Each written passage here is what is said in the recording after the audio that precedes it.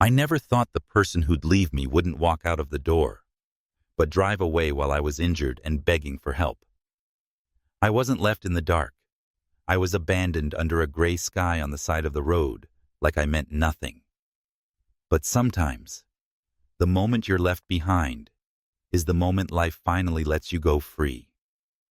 My name is Malcolm Pierce. I'm a doctor, a father, a man who believed too long in the comfort of quiet suffering. But that belief nearly broke me until the people I once protected became the ones who saved me. This is not a story about revenge. It's a story about choice, about truth, about learning that being left behind doesn't make you weak. It makes you ready. Ready to rebuild, ready to forgive, and above all, ready to become the kind of man who chooses his own road, even if it starts on the edge of a highway in the rain. I used to think stability was a quiet house at dusk, the soft clatter of forks on porcelain, my sons arguing over whose turn it was to take out the trash, and Lena humming off-key upstairs. Sabrina would usually be in the kitchen, glass of wine in hand, flipping through her tablet, planning the next charity gala or client wedding. Our life had a rhythm, predictable, familiar, almost forgettable in its consistency. And maybe that was the first warning sign. When something becomes too quiet, too orderly, it means someone is silencing the chaos underneath. My name is Malcolm Pierce. I'm a 45-year-old physical rehabilitation physician in Edgewater, Oregon. 12 years ago, I married Sabrina Quinn, a fiercely intelligent, ambitious event coordinator who brought a daughter and a storm into my otherwise structured life. Lena was 5 when we met. Her eyes were too old for her face, and her silences too heavy for her age. But over time, we built something that felt like trust. By the time the twins were born, I didn't think of her as my stepdaughter. She was mine, as much as my own blood, maybe more. Our house sat on Sycamore Hill, with a sloped driveway and a creaky front porch that I never got around to fixing.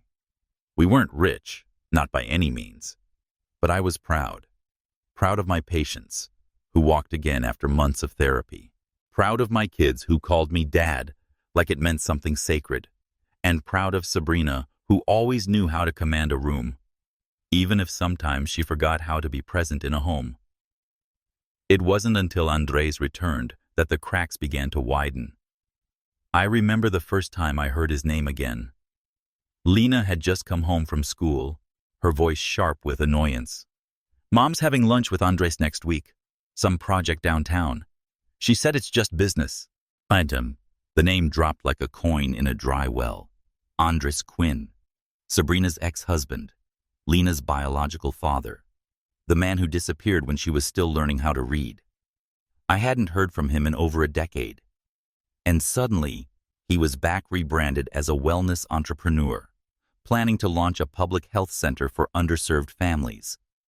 Sabrina, ever the networker, jumped on board without so much as a conversation. "I think it's great," she said that night, brushing past me in the hallway, heels clicking like punctuation marks. "He has the funding. I have the logistics. We could actually help people, Malcolm." "You mean he could help people, and you could help him?" I replied.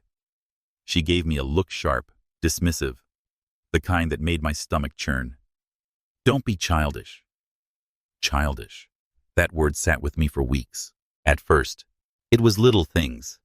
Missed dinners, silence over breakfast, her phone always face down.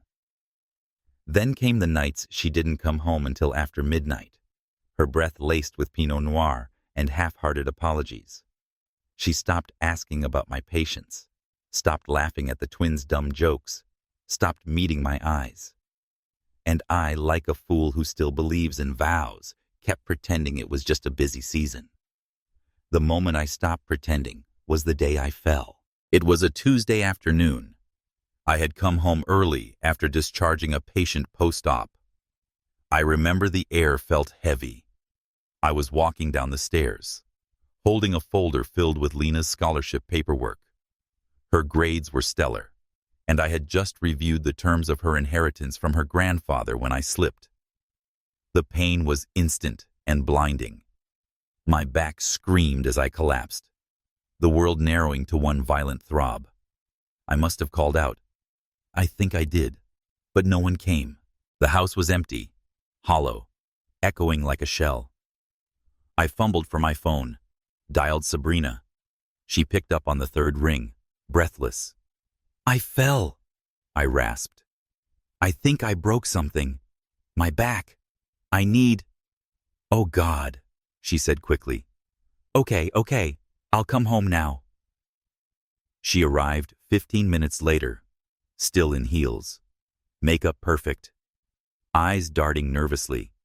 She helped me to the car, muttering about traffic. My head was swimming, my fingers numb. I remember thinking how strange it was that she didn't seem more alarmed. Halfway to the hospital, her phone buzzed. She glanced at it, then again. Her jaw tightened. I need to take this, she said, slowing the car. Sabrina, please. It hurts. Just get me to the ER. It's Andres, she said. And then, without turning to me, without meeting my eyes, she pulled over. You're going to leave me here? I asked, my voice barely a whisper, part disbelief, part plea. It's urgent. He's at the community site. Something went wrong with the permits. If we don't fix it now, the whole thing collapses. She opened the driver's door. Rain was starting to fall. I'll come back for you. But she didn't. I sat there, slumped in the passenger seat, rain tapping on the windshield like tiny betrayals. After 10 minutes, I fumbled for the keys and tried to drive myself. I couldn't. I crawled out, used the guardrail to hoist myself up, and flagged down a trucker who took me to the nearest emergency room. It wasn't the pain that broke me. It was the choice. She chose him. And in that moment, I realized I had spent 12 years being her backup plan, her quiet, reliable fallback, the one she knew would never raise his voice, never walk away.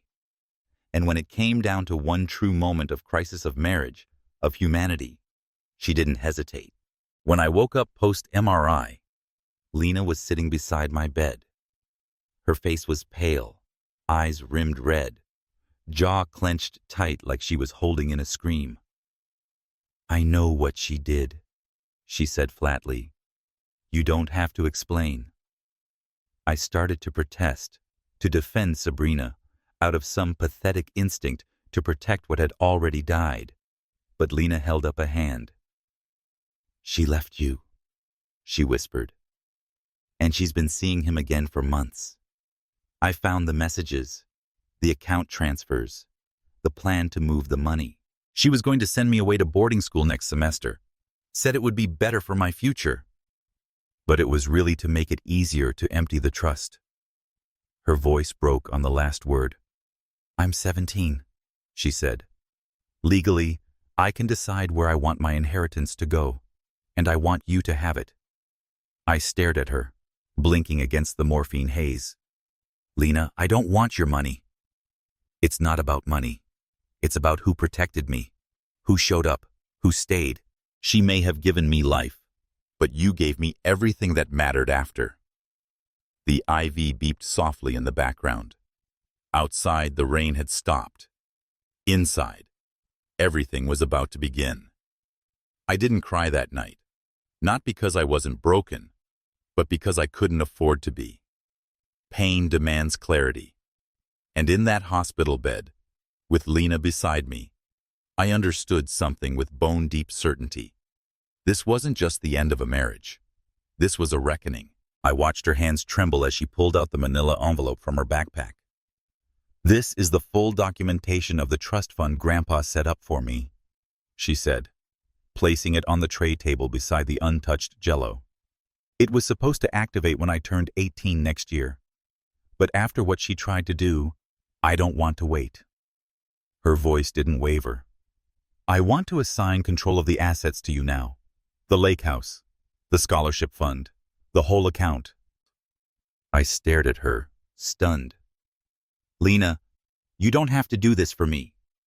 "I'm not doing it for you," she snapped. "I'm doing it because of you.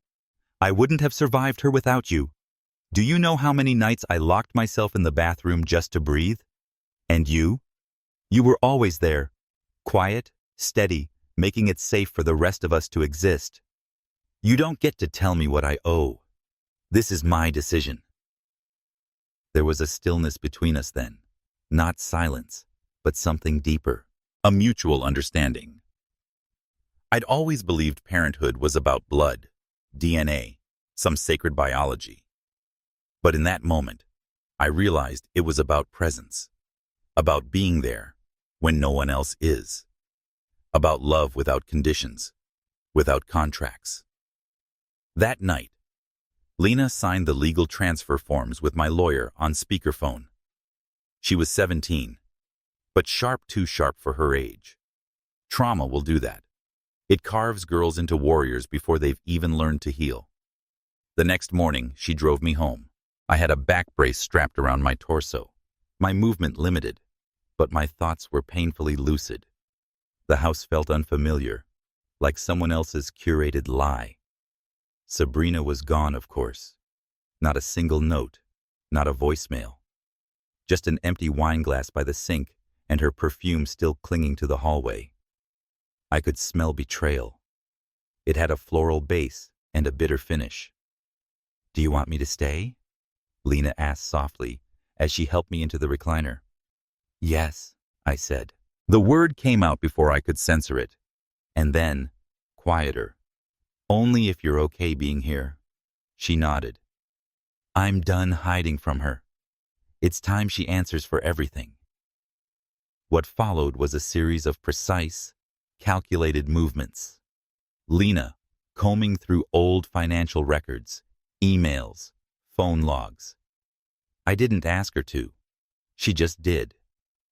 And what she found turned my stomach. Transfers from the joint marital account into a new LLC linked to Andres. Attempts to redirect a portion of Lena's fund to future family wellness initiatives. Deleted messages, recovered and printed. Photos, screenshots, all of it. It was Lena who made the call. She texted Sabrina one sentence. "Come home. We need to talk." Sabrina arrived late that evening, heels clicking, hair perfect as always. She paused when she saw me in the living room, brace visible beneath my shirt. Her eyes flicked to Lena, who stood beside me like a soldier. "Well," Sabrina began, voice tight. "I see we're holding court now." Lena didn't flinch. "I know everything, Mom." "Everything?" Sabrina let out a short, mirthless laugh. "Define everything. You tried to access my trust. You're funneling money to Andres. You left Dad on the side of the road while he was injured. You lied. For months." Sabrina's jaw clenched. "He's not your real father." "Neither are you a real mother," Lena shot back. "Not when you put your ego above your child's future." I said nothing. I didn't need to. Lena had become the voice I never allowed myself to use, and it was devastating in its precision. Sabrina's face contorted, rage cracking through her carefully curated poise. "You ungrateful brat! I gave you everything." "No," Lena said, stepping forward. "Malcolm did." And then, it happened. Sabrina lunged, not toward me. Not exactly, but in that blur of motion. It was Lena who moved first, intercepting her. She didn't hit her mother. She didn't need to. Just stood between us, eyes burning. "Touch him," she said, "and I will make sure you're the one behind bars." For a split second, everything froze. Sabrina breathing hard, mascara bleeding down one cheek. Then she turned, stormed upstairs, grabbed a suitcase, and left. No apologies, no explanations. Just the sound of the front door slamming like the punctuation mark at the end of 12 years of delusion. Lena turned to me, arms trembling now. "It's over," she whispered. But I knew it wasn't. Not yet. I didn't waste time filing for divorce. After what happened that night, dragging it out would have felt like surrendering to the ghost of a marriage that had already been buried. The next morning, while my back was still wrapped tight in medical braces and pain flared with every breath, I called Alex Cohen, my lawyer. He'd been a college roommate once, now a relentless litigator who specialized in family and estate law. "Tell me everything," he said without pleasantries. So I did. I gave him the timeline, Lena's findings, the evidence, every deceitful bank transaction, every text message, the audio Lena had managed to record from Sabrina's heated conversations with Andres on speakerphone. He didn't say much after I finished. Just a long exhale and, "You're sitting on a legal gold mine, and she's walking a razor's edge between civil fraud and criminal neglect." I didn't want vengeance. I wanted freedom. But I also wanted truth. And truth, especially when it's inconvenient, needs a loud voice and a paper trail. We began building both. The boys stayed with me. At 14, they understood more than I gave them credit for. Their silence wasn't confusion. It was grief. A different kind than mine. They'd lost a mother figure. Not to death, but to something colder. Choice. Lena became the axis around which the three of us rotated. She cooked. She organized my medications. She answered texts from the clinic when I couldn't move. She was 17, but her spirit had aged decades in a matter of weeks. I offered to hire outside help, but she waved me off every time. "We take care of our own now," she said. Simple as that. 3 weeks into the process, Sabrina tried to push back. A single email sterile, distant arrived at 2:14 a.m. Subject, misunderstanding. It was full of lawyer speak, conditional apologies, and the kind of gaslighting I'd become used to in the last year of our marriage. I didn't respond. My silence was the only language she couldn't twist. Then came the legal counterstrike. Her attorney, someone flashy out of Portland, filed a motion claiming emotional instability on my part, suggesting that my injury had impaired my decision-making, that Lena had manipulated the household against her. They cited the inheritance transfer as suspicious, hinting that I had pressured Lena. It was laughable if it hadn't been so grotesque. This was the woman who left me bleeding on asphalt for a man who hadn't raised his own child. But we were ready. Alex submitted a protective order request, citing endangerment and financial misconduct. We filed a motion to obtain text and audio records from Sabrina's device, and Lena's trust fund attorney backed every move. A forensic accountant joined our team. What he found cracked the case wide open. Over $43,000 had been moved from joint marital accounts to a consulting firm registered under Andres' cousin's name. The timeline matched the exact period when Sabrina had been working late for the Community Wellness Project. What she hadn't known, what she never bothered to check, was that Lena's trust had strict protections set by her grandfather. Attempting to access it without consent wasn't just unethical, it was illegal. At the preliminary hearing, Sabrina showed up in a navy pantsuit, makeup flawless, eyes vacant. She avoided looking at me. I didn't speak to her either. I didn't need to. Lena sat next to me in the back, dressed in quiet defiance. No makeup, no accessories, just conviction. When the judge reviewed the emergency motion for temporary custody and asset protection, Sabrina's lawyer objected. "This is vindictive," he argued. "The plaintiff is using his daughter to retaliate against a painful but private marital conflict." That was the moment Lena stood up. She didn't wait for permission. Her voice rang through the courtroom, calm but cutting. "Your Honor, I may be 17, but I'm not stupid. I know what manipulation looks like. I've lived it for most of my life, and Malcolm is not the one who did it." The judge allowed her to continue. "My mother used me as leverage. She tried to steal from a trust left for my future, to fund a man who was never part of our lives. She lied, gaslit, and when Malcolm was at his most vulnerable, she left him on a highway to rot. That's not a misunderstanding. That's abandonment. I transferred my trust because he's the only adult who ever made me feel safe. The silence that followed was thick and holy, and irreversible. We were granted temporary sole custody of the boys. A formal investigation was opened into Sabrina's financial activities. The divorce proceedings were accelerated under grounds of malicious intent and emotional negligence. I wasn't just leaving a marriage. I was shedding skin. Decades of silence, of swallowing doubt, of pretending everything was okay. It wasn't okay. It had never been. That night, after we returned home, the boys asked the question they'd been holding in. Is Mom going to jail? I didn't lie. I don't know. That's up to the court. Would you forgive her if she said sorry? One of them asked. I looked out the window. The lake was still. The moon fractured its surface like broken glass. Forgiveness isn't about words, I said slowly. It's about the willingness to change.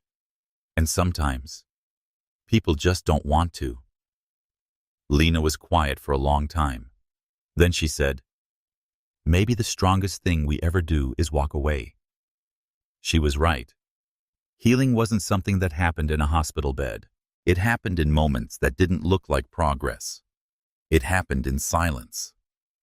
In the way my sons sat closer to me on the couch, without saying a word. In the way Lena would leave tea by my side, without asking if I wanted it. In the long, aching minutes of physical therapy, when I had to learn how to get out of a chair without holding my breath. The pain was relentless, but so was I. My body betrayed me for a while. That's what it felt like, honestly. Like everything I thought was strong inside me had turned soft when I needed it most. But pain teaches you how to respect time, how to stop rushing the process. I kept a journal, not to document suffering, but to track power. The first time I stood without wobbling, I wrote. Today, I didn't fall. The first time I laughed, really laughed, when Lena told the boys she could outlift them both if they didn't get their grades up.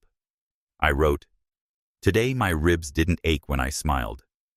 Sabrina never visited, never called, not once. What she did send, about 6 weeks into the recovery, was an email. The subject line simply read, unfinished business. I stared at it for nearly an hour before opening it. She didn't apologize. Not directly. She wrote about unfortunate escalations and regretful miscommunications. She explained that her decisions had been emotionally complex and contextually misunderstood.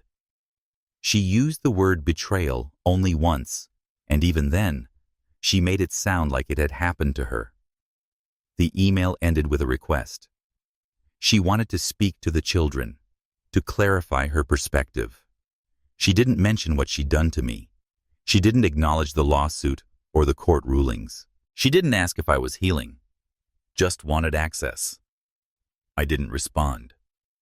Not because I was angry, but because there's a kind of silence that protects. And I wasn't going to break mine to offer her anything else she hadn't earned. We didn't tell the boys about the email right away. Not until I was strong enough to walk without assistance, to drive again. I remember that afternoon clearly. The three of us were cleaning out the garage. The twins were throwing old baseball gear into piles for donation. Lena was dusting off a bike she hadn't ridden in years. I called them over and showed them the message. They read it quietly, passing my phone back and forth. When they were done, neither of them asked if they had to write back. One of them, Jackson, said, "She thinks saying something clever makes it all disappear." And the other, Eli, added, "I don't want clever. I wanted her to stay." Lena didn't say anything until later that night. We were sitting outside by the lake, The water had this soft shimmer under the moon, like it was breathing with us. "Do you miss her?" she asked. "I miss the version of her I thought was real," I said. "But I don't miss being invisible." That was the beginning of something new, a conversation we hadn't been ready to have until now. We talked about what love looks like when it's not conditional, what family means when it's chosen, not assigned.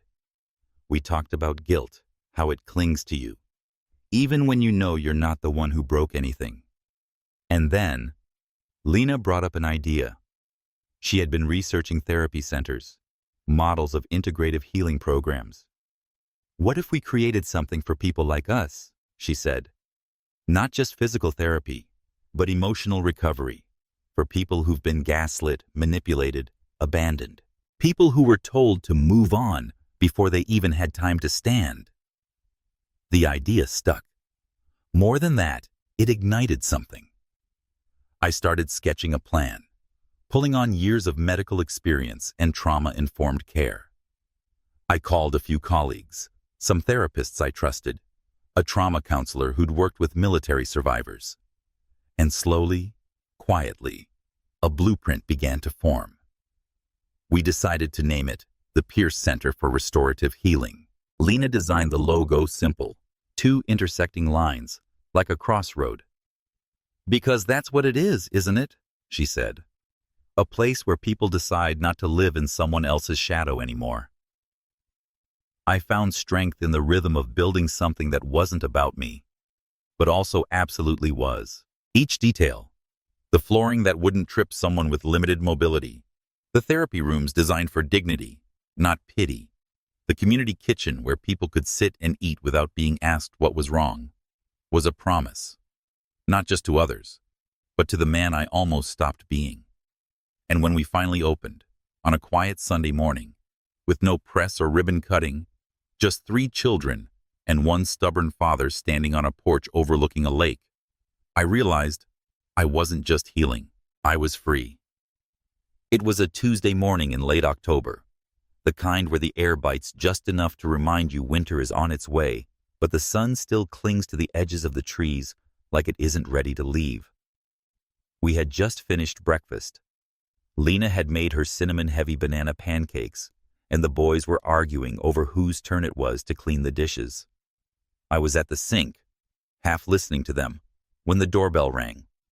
It wasn't frantic, just 2 even chimes, but something in it made the room go quiet. I don't know how I knew it was her. Maybe it was instinct. Maybe it was the silence that fell too thick, too immediate. I opened the door, and there she was, Sabrina. She looked like a version of herself I barely remembered, hair pulled into a tight low bun, a beige trench coat belted at the waist, and a scarf wrapped neatly, as if the right outfit could mask what she'd done. She wasn't wearing makeup. Her face was bare, older somehow, though it had only been a few months. Her eyes flicked over me, down to the brace I still wore beneath my shirt. I didn't speak. I didn't move to block her. I just stood there. "I just want to talk," she said, voice low, cautious, like someone approaching a wounded animal. "Just a few minutes. With the kids." The audacity of her request didn't even sting. I think I'd already detached so far from who she used to be that this woman on my porch was nothing but a stranger asking for access to a house she no longer lived in. Not physically, not emotionally, not in memory. I didn't respond to her directly. Instead, I turned my head toward the hallway. "Lena," I called. She came out slowly, still holding the book she'd been reading, hair tied up, wearing an old sweatshirt and socks. Her eyes went immediately to Sabrina, but there was no surprise in them, just clarity. She stood beside me, close, but not hiding. Sabrina smiled, or tried to. "Sweetheart, I'm not your sweetheart," Lena cut in, calm and razor sharp. "What do you want?" "I came to apologize," Sabrina said, voice straining with performance. "To see you, to fix what I broke." Lena stared at her for a moment before answering. You didn't break a plate. You broke trust. You broke people. That doesn't get fixed in 5 minutes on a porch. I made mistakes, Sabrina continued, her voice tight with effort. But I was overwhelmed. I thought I was doing what was best at the time. I thought, Andres, he made it sound like we were helping people. And I didn't know how far gone I'd gotten. I never meant to hurt any of you. That's the problem, Lena said. You never meant to, but you always did. And now you're here because you think we'll help you feel better. There was a beat of silence. Then the twins came out of the kitchen. They didn't speak. They just stood on either side of Lena, shoulder to shoulder, unblinking. Sabrina's voice dropped. Boys, I know I wasn't perfect. Stop, Jackson said. One word, sharp. Eli nodded beside him. Their silence was heavier than shouting. She took a shaky step forward. I don't want to be erased. I'm still your mother. No, Lena said, firm. You were our mother. But being a parent is a role, not a right. You walked away from it. You don't get to walk back just because you're ready now. Sabrina's expression twisted. Not anger, not sadness. Something worse. That raw fear when you realize the power you used to hold is gone. He turned you against me, she whispered. I met her eyes, finally. No, you did that all by yourself.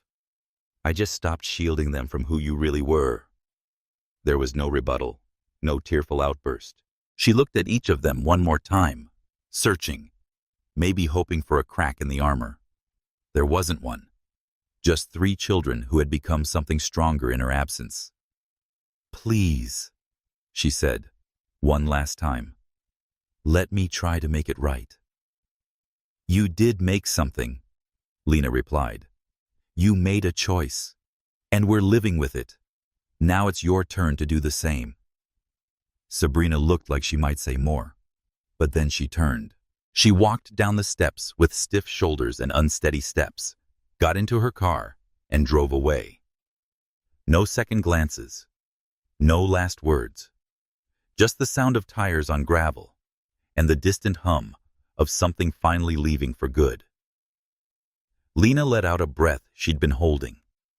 I looked at her, at the boys, at the way they stayed close to one another even after she'd gone.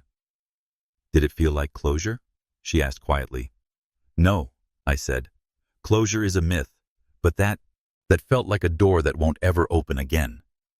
She nodded, not entirely satisfied, but understanding. The boys went back inside. Lena lingered. I always wondered, she said after a moment, if I was being too hard on her, if I was overreacting. You weren't, I said. You were surviving. And sometimes surviving means recognizing danger even when it smiles at you. We didn't say much after that, but the stillness between us was no longer uncomfortable. It felt earned. That evening, we made dinner together. Not anything fancy grilled cheese, tomato soup, brownies from a box, but it was the first time in a long time we cooked without the ghost of someone missing. There was laughter, genuine and whole. We played music. The boys fought over who got the last brownie. Lena rolled her eyes, but gave it to them anyway. And later that night, when the house quieted and the lake reflected the cold October stars, I stood at the edge of the dock, feeling the chill in my lungs with every breath. I remembered the road I was left on, the storm, the pain, the moment I realized no one was coming back for me. And I realized something else too. That was the moment I stopped waiting and started becoming. We opened the center on a cold but clear morning in mid-December. There was no press, no ribbon-cutting ceremony, no staged photos, just a wooden sign with our name, the Pierce Center for Restorative Healing, and the quiet sound of wind brushing through pine trees behind the lake. Lena stood beside me, clipboard in hand, checking last-minute details. The boys, both now taller than me, wrestled with a folding table and spilled a tray of coffee cups. I didn't correct them. I just smiled. The chaos felt alive. Ours. The building wasn't large, converted from an old lakeside guest lodge I had once driven past 100 times without noticing. Now it was painted in soft earth tones, with wide ramps, open spaces, windows that reached for light. We had 5 therapy rooms, 2 small dormitories for transitional stays, a communal kitchen and dining hall. The entire space was built around one idea: dignity, not treatment, not intervention, just a place where people could come and remember they were allowed to be human. No judgment, no rush. No need to explain why their healing didn't follow anyone else's timeline. Our first visitors arrived slowly, word of mouth, referrals from a few therapists I trusted.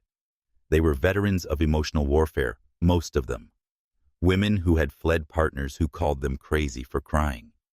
Men who had been told they were weak for needing kindness. Teenagers who stopped speaking because no one listened anyway.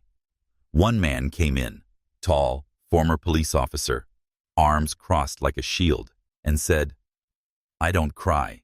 Is that a problem?" I said, "Not here." Lena created the intake program. Eli worked part-time helping with meal prep and logistics. Jackson ran a small rec program in the afternoons. I watched them move through this new space we'd built, not just a building, but a reality. They weren't recovering. They were creating. They weren't surviving. They were choosing not to inherit bitterness, choosing not to replicate damage, choosing to build something better. And I wasn't leading them. I was simply walking beside them. I kept a photo in my office, one most people wouldn't understand. A blurry shot taken by the highway patrol officer who found me the night Sabrina left me. Rain pouring down.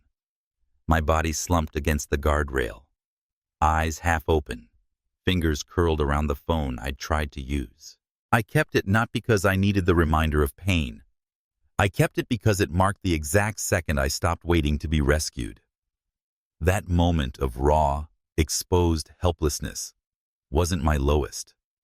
It was my rebirth. Sometimes visitors would ask me if I forgave her. I never answered that directly. Forgiveness isn't something you give to the person who hurt you. It's what you allow yourself to release when you no longer need the weight. I didn't forgive Sabrina because she asked me to. She never did. I forgave her because I refused to let what she did be the final word on my life. On the last night of our first full year at the center, we held a small gathering. Nothing formal, just hot cider, a fire pit, and stories. Some painful, some powerful. A young woman named Lena, 22, told us about the first time she dared to say no and didn't feel guilty. A man in his 50s shared that he finally slept a full night without dreaming of being abandoned. I didn't speak much. I just listened. Later that night, I stood alone by the lake. The surface was glass, catching every star like memory. Lena joined me, arms wrapped in a thick sweater, her breath visible in the winter air. "You remember the day you came home from the hospital?" she asked. I nodded. "That was the first time I felt safe in my own house," she said. "I never told you that." "You didn't have to," I replied. I knew. I felt it too. She looked at the sky. "Do you ever miss her?" I didn't lie. I miss who I thought she was. But then I remember that version of her only existed in my head. And what I really miss is how much I ignored myself to protect that illusion. Lena reached out, squeezed my hand once, then let go. We stood in silence, not because there was nothing to say, but because nothing more needed saying. I looked at the center behind us. The windows still glowing. The sound of laughter somewhere inside. Not loud, not forced, just real. This wasn't the road I thought I'd walk. I was never supposed to be the man left behind on a highway. Never supposed to be the one raising kids alone. Never supposed to lose 12 years of marriage to betrayal and calculation. But I wasn't left behind. I was pushed out of the wrong path, so I could finally find my own. And on this new road, I'm not surviving. I'm free. We opened the center on a quiet December morning, just days before the winter solstice. The kind of day when the lake reflects nothing but gray, and the world feels still, not lifeless, but expectant. There were no cameras, no reporters, no ceremonial ribbon. Just us. Me, Lena, Jackson, Eli, and a few people who had somehow become part of our orbit along the way. The sign out front was carved from cedar, hand-painted letters that simply read, "The Pierce Center for Restorative Healing." Below it, smaller, in Lena's handwriting, "Where you begin again." We didn't make speeches. We lit candles. Not because it was symbolic, but because we wanted the light. Lena brought homemade cookies. Eli arranged mismatched chairs in the main hall. Jackson had compiled a playlist that quietly pulsed through the speaker's music with no lyrics, just emotion. The fire crackled in the hearth like it had been waiting for us to show up. I watched them, my children, not as a father burdened by the past, but as a man humbled by their strength. Jackson, once the quieter twin, was now mentoring two teenagers who had lost their dad to suicide.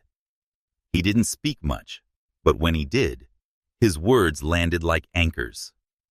Eli, always the curious one, managed our intake system and organized our first support group. He called it the Quiet Room, not because silence was required, but because it was respected. Lena, though, was the heartbeat. She led with grace I couldn't have taught her, an emotional intelligence that came not from books, but from surviving a mother who weaponized affection. The people who came to us weren't fragile. They were exhausted, worn thin by years of pretending. One woman, mid-40s, sat across from me during our first intake session and said, "Everyone thought I had a perfect marriage. I didn't even know I was being emotionally abused until he left me for someone he could control more easily." I didn't respond with theory. I told her, "I once thought love meant being the quietest person in the room. Turns out, it just meant I was never heard." We held space for them, space to grieve, to rage, to rest. No one here needed fixing. No one here was a project. Some people came just to sit by the lake. Some came to cry in hallways. Some stayed overnight in the guest cabins we'd renovated with soft beds and thick blankets and bookshelves filled with poetry. We had no timeline for recovery, just presence. As winter stretched into spring, the center grew. Not in size, in meaning. Word traveled. A local journalist wrote a short piece about our work, called us the place people go when they finally run out of lies to tell themselves. We didn't correct her. It felt accurate. One afternoon in late March, I was sitting by the fireplace when an old man named Harold shuffled in, hat in hand. He didn't look at me directly when he said, "I heard this is where men go when they're not allowed to cry anywhere else." I nodded. It's also where they go when they need to remember how to breathe. He stayed for 3 weeks. I never forgot why I built this place. Not for redemption, not to prove anything, but to plant something where a wound had once been. People talk about healing like it's soft, but healing is ferocious. It's choosing to live again when part of you died and no one noticed. It's standing in front of your pain and saying, "I see you. I still choose myself." I kept a framed photo in my office. Most people assumed it would be of my children. It wasn't. It was of the highway. A blurry photo taken by the state trooper who found me the night Sabrina left me. The image wasn't even of me. Just a stretch of wet asphalt, a dropped cell phone, and the faint outline of tire tracks. I kept it not because it haunted me, but because it liberated me. That moment, soaked and spine bruised on the side of Route 12, was the beginning of my freedom, a literal and metaphorical rebirth. Sabrina never returned. Not physically, not emotionally. We never heard from her again after that last visit. I stopped wondering why. Some absences don't require explanations. Some people become strangers, and it's a mercy. One evening, we hosted a quiet gathering for the 1-year anniversary of the center. No cake, no speeches, just a bonfire by the lake. Patients, staff, a few friends. One of the teenagers Lena had mentored read a poem. An older woman brought a quilt she had sewn from the shirts of her late husband, who had belittled her for years. "Now I sleep under him," she said, laughing, "but on my terms." Later that night, after the flames had dulled to embers, Lena and I sat by the water. The moon hung low, orange and full. "You think she's out there, Mom?" she asked. "I don't know," I answered honestly. "I don't think about her the way I used to." "I still dream about her sometimes," Lena admitted. "But it's weird. In the dreams, I'm not scared. I just feel sorry for her." "That's growth," I said. "Not forgiveness, just understanding and boundaries." She looked over at me. "I used to think surviving her made me broken." "You're not broken, Lena," I said. "You're the proof that healing doesn't make you soft. It makes you real." We stayed there in silence for a while. The boys joined us eventually, bringing leftover cider and wrapping themselves in blankets. The 4 of us didn't talk much that night. We didn't need to.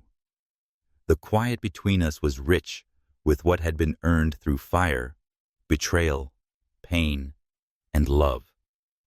This wasn't the road I expected to walk. I hadn't planned for the detour, hadn't welcomed the pain. But now, looking back, I realized something simple and profound. I wasn't abandoned. I was rerouted. And this new road, this rough, winding, unpredictable path, had brought me home. Not to the house with the white siding, not even to the center, but to myself. I am no longer the man who waits to be chosen. I am the man who chooses. And every morning, when I step into the quiet light of our center, when I greet the wounded and remind them they are not weak, I remember, I did not survive to be small. I survived to build something vast. I did not survive to be silent. I survived to tell the story.